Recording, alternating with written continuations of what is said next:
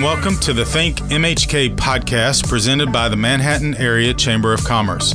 On this podcast, you will hear about a variety of local matters pertaining to the business community.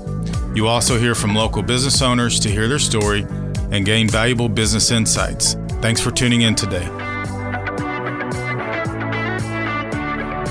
My co-host for our Member Spotlight segment is Charlotte Meisenheimer. Hey, Charlotte. Hey, Jason. So we have a really great guest today. We do. Jill Sherman, who is office manager at McCown Gordon. But also, she is a member of our membership committee. Yes, and she has been since we started it, which was awesome. So, Jill, welcome to ThinkMHK. Well, thank you for having me. I'm excited to be here. Tell us a little bit about yourself and how did you end up with McCown Gordon in Manhattan? Yeah, so I am really your typical, I came to K-State. This was never my final destination, and it may not be, but right now this is where I love. But I was in a career that I loved, and I was ready for a change.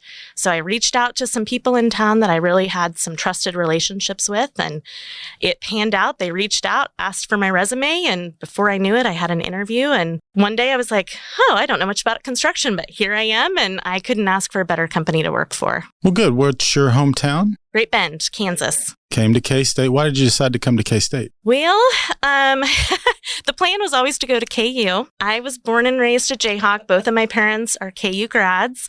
And when we did the tours of both colleges, KU would not accept one or two of my classes that were maybe not the easiest, and came to K-State and they're like, we'll take everything. So if I would have gone to KU, it would have been 3 more years to graduate. K-State was 2 years and I would be able to graduate and finish out my degree, and K-State won. When did McCown officially locate in Manhattan? The office was open about a year before I started. I started in 2015. And so when I started, there were only about 6 or 7 people in our office. We were overlooked the Blue Earth Plaza. And fast forward 7 years, we are at 50 plus people. We've also spurred off another office in the Wichita area, and it's because of businesses in town, the relationships we've created that we've been able to build and grow, and which is really exciting, which, shameless plug, we are hiring right now. If anyone is interested, check our website, let me know. It's great to see how those relationships through the chamber, through the region, how we've been able to expand and grow and really, really succeed.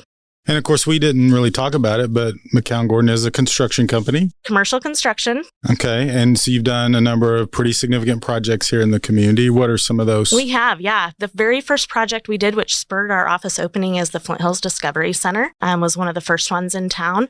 We just finished the rec center projects at the middle schools and the middle school renovations. We're still working on the high school. Aggieville area, we're kind of working on the parking garage. So there's a lot of key areas in town that we've been able to have a piece of that development and growth and change. What made you decide to get involved with the Manhattan Chamber? Originally, my previous employer wasn't really an option. It was a very much so you need to go attend these events. And I'm going, well, I don't know anybody at these events. And the more I went, the more I got involved and knew people. It just created me joining the diplomats, the chamber champions, member services. And it's really allowed me to get to know businesses that maybe our paths wouldn't have crossed otherwise. And I've created really great friendships through young professionals that I wouldn't have had those friends. And to this day, we're still friends. You said you didn't want to go because you didn't really know anybody when you want to be included in the chamber. So what was your perception of the chamber? What was the chamber to you? I think back on that time, I was very young. And of course, attending those events, there were people in town that were I looked up to them. They were very successful business owners. It was kind of uncomfortable because I was like, oh my gosh, can I be in the same room with these people? And, as I started I would make one connection and another connection. It would just really this isn't so scary. Like it's not as scary as it seems, but until you kind of step out of your shell and get to know other people, it was just a different experience for me. How has the chamber helped you grow in your profession? I would say one of the big ones is networking.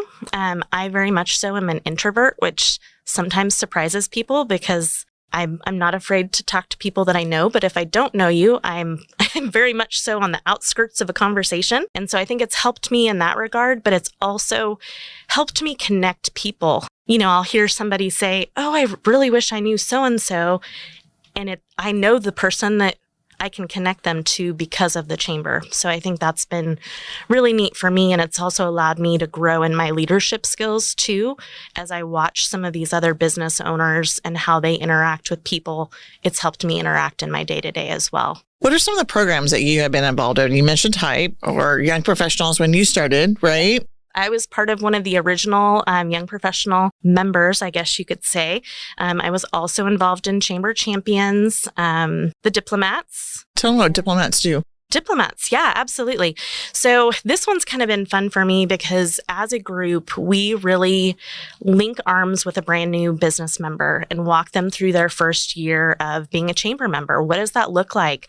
Hey, I'm going to chamber after hours tonight. Why don't you come and I'll introduce you to some people? Or, this event's coming up. Have you thought about attending? Or, what's important to you? What types of learning programming could the chamber provide? And kind of being able, once again, to kind of connect those pieces.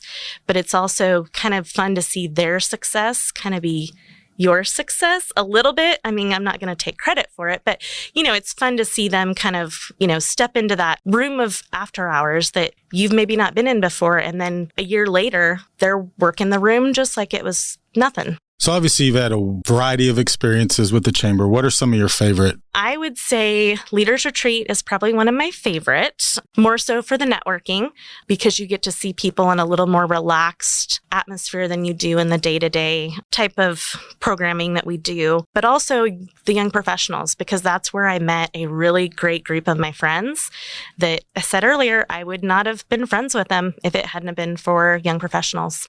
Going back to the Leaders Retreat, is there something about it being not in the community that makes it that way, or is it just the event itself, do you think? I think when people step away from their desks and they don't have that temptation of, my office is 5 minutes from here, something just happened and I need to go help with it. You kind of disconnect. And if we could figure out how to 100% do that in Manhattan, I think we could create the exact same thing in Manhattan. So it's just changing the mindset of, I need to step away. The phone needs to put it away and just really engage and have that same atmosphere. You've been on the membership committee a while. Talk about maybe Charlotte can chime in, but what exactly is the membership committee? What are they responsible for? From my eyes, I kind of see it as, what can we do to help the businesses? What are ways that we can help get them involved? What's programming that we can help involve them with? And, as we come out of the pandemic, what are people comfortable with? We've had a lot of conversations of, do we have this in person? Do we still do virtual? Do we try something different? There's been a lot of things that we kind of test and talk through before the chamber staff goes, okay, I think we're going to hit the go button and we're going to try this out. So I really see that as how do we continue to engage the members and really show them what their investment, what the chamber does for them.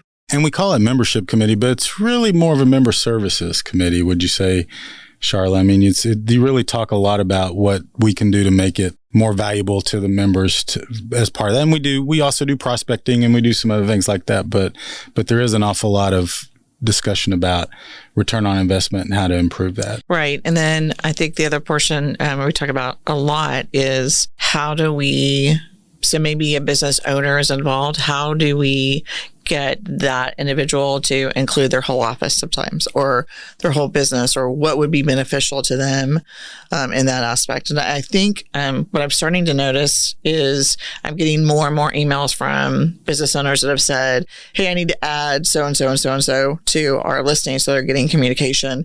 And to me, I think that's a win, right? And then, so the word's starting to get out of, it's okay, or we'll ask, how do you share information, with your people? Oh, I pass the email around, or, whatever the case might be. But I think we're also doing a better job of encouraging employees to ask. That it's okay to ask your supervisor or your owner, what is this program? Or I'd really like to attend that. And I think they might be really surprised of the response from their supervisor. And Jill, you could probably speak to that a little bit, just even in your environment. If somebody came to you and said, hey, I'd really like to attend Women in Business, and you'd be like, okay, great, right? I mean, It's not like nope, what are you thinking? Yeah. How can we clear the calendar and let you do that? So what would you tell someone who was thinking of joining the chamber? I would say you're not going to know until you do it, but step out of your comfort zone. I think a lot of times we are nervous about new things and we're not sure what am I going to get from that,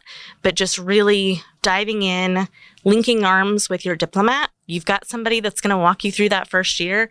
Embrace that, attend the events, get to know people, because you may end up with a great group of friends just like I did. Those are good answers.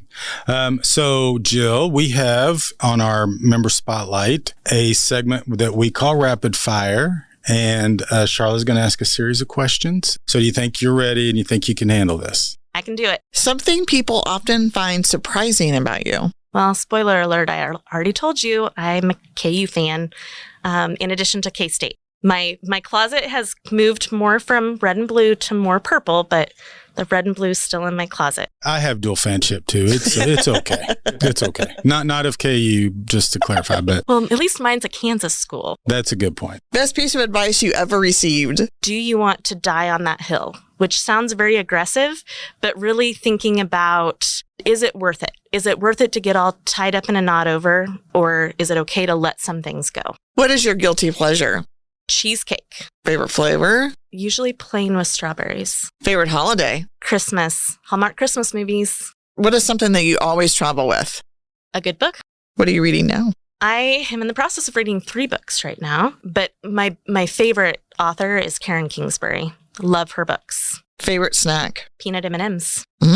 Favorite ice cream? Chocolate chip, but it has to be Brahms. So hint, hint, Brahms, please come. Where's the closest Brahms? I don't even know. Salina. Biggest lesson the pandemic taught you?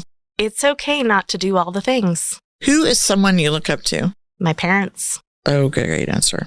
Texting or talking? Talking. What is your favorite business book? Dale Carnegie's How to Stop Worrying and Start Living. Gordon Hibbard would be very proud. Well, I Very, just very finished proud. the class. So I am a graduate of Dale Carnegie. Congratulations. And so that was my favorite. We read 3 books during the class, and I actually really enjoyed that one. Well, Jill, thank you so much for all that you do for us and your leadership on the membership committee. And thank you for joining us on the ThinkMHK podcast. Thanks for having me. It's great. Thanks for listening to this episode of ThinkMHK, a podcast produced by the Manhattan Area Chamber of Commerce.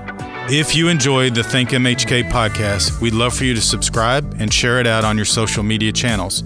Feel free to reach out to us on Facebook, Twitter, or Instagram at the Manhattan Area Chamber of Commerce.